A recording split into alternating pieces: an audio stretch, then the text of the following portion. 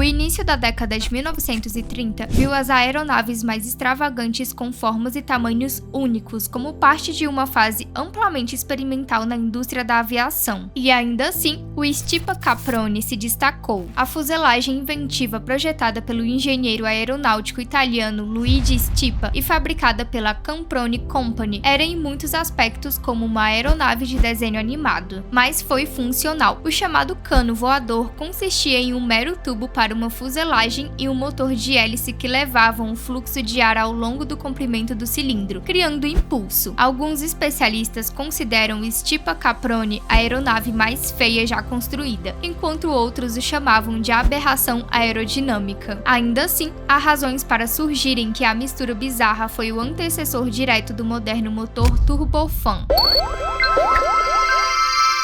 Orgulho nacional. Em 1932, o governo fascista italiano estava interessado em mostrar sua própria tecnologia, particularmente os avanços bem-sucedidos na aviação doméstica. Convenientemente, o inventor Luigi Stipa os abordou com uma única ideia naquele mesmo ano. Stipa interrompeu seus estudos para servir no corpo Bersaglieri do exército italiano na Primeira Guerra Mundial. Depois disso, ele retomou seus estudos e obteve vários diplomas, incluindo engenharia civil, hidráulica e aeronáutica. Intrigado com os avanços da época, Stipa se dedicou a uma nova teoria para tornar as aeronaves mais eficientes. Como engenheiro hidráulico, ele estava familiarizado com o princípio de Bernoulli, um axioma razoavelmente conhecido da década de 1920, que afirmava que a velocidade de um fluido aumenta conforme o diâmetro do tubo diminui. Stipa então começou a explorar a relação entre a velocidade e o diâmetro do tubo com o fluxo de ar. Seu objetivo era aumentar a eficiência de um motor e ele começou direcionando a lavagem da hélice através de um tubo Venturi e criando o que chamou de hélice entubada. Depois de anos de trabalho árduo, o criador finalmente chegou ao formato ideal para a hélice e o bordo de ataque do tubo. Aliás, a superfície interna do dispositivo era quase idêntica ao aerofólio. Stipa publicou suas descobertas na revista Aeronáutica juntamente com o projeto de uma pequena aeronave de teste monomotor. Ele então fez uma petição ao governo para financiar a pesquisa e o desenvolvimento de um modelo da vida real. Apesar da radicalidade do projeto, tanto na aparência quanto na construção, o regime fascista incentivou ativamente o desenvolvimento tecnológico. Agora era só encontrar a empresa certa para construir uma aeronave tão rara: a abelha. Quando o piloto de testes de Caproni, Domenico Antonini, voou pela primeira vez na aeronave em outubro de 1932, o Caproni Stipa foi uma visão surpreendente. Com proporções estranhas, a aeronave experimental tinha uma envergadura de 14 metros e 10 polegadas, uma altura de 2,7 metros e 10 polegadas e um comprimento de apenas 5 metros e 3 polegadas. Além disso, sua velocidade máxima era de 130 km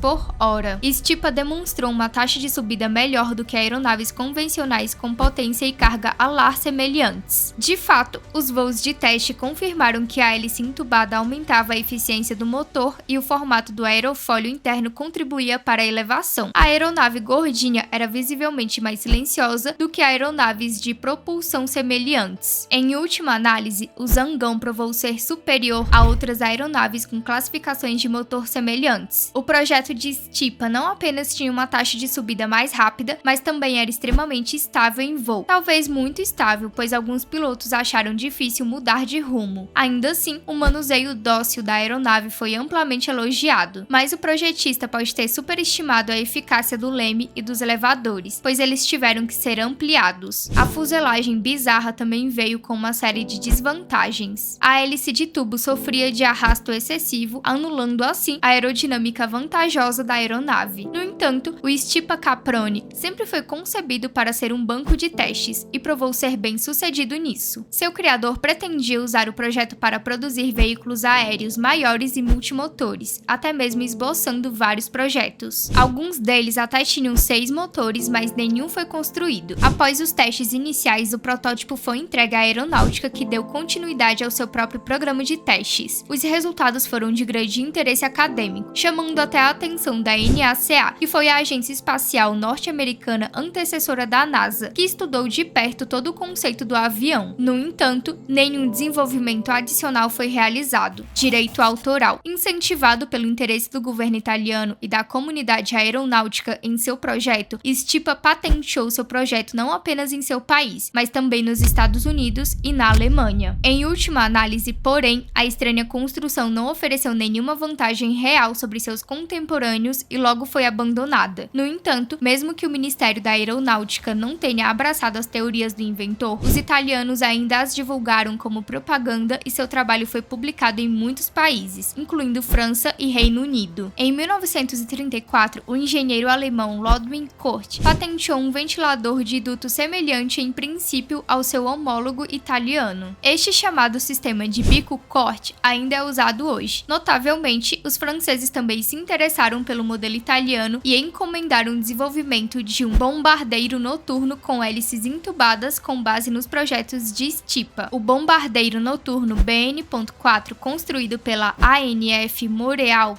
teria levado uma tripulação de 4 pessoas e apresentava trem de pouso retrátil e 2 torres de canhão operadas a energia. Além disso, após o desenvolvimento da bomba voadora V1, algum tempo depois, Stipa afirmou que os alemães haviam roubado suas patentes. No entanto, seu motor pulso-jato tinha pouca semelhança com a sua hélice entubada e, na verdade, usava explosões controladas. Em conclusão, o avião gordo e bizarro que discutimos neste vídeo mudou completamente a forma como vemos a indústria militar de aviação. Apesar de não seguirem o projeto, muitos se inspiraram no projeto para criar aeronaves mais modernas e eficientes. Eu posso dizer com orgulho que sua tecnologia inovadora permitiu um desempenho superior em relação aos aviões convencionais da época, e isso é realmente emocionante, mesmo sendo um avião bem estranho. Mas e aí? O que você achou desse avião apresentado no vídeo? Deixe a sua resposta nos comentários para que possamos trazer ainda mais conteúdos como esse aqui no canal. Lembrando que o seu like e a sua inscrição nos ajuda muito a continuarmos trazendo mais vídeos para você. Um beijo e até a próxima!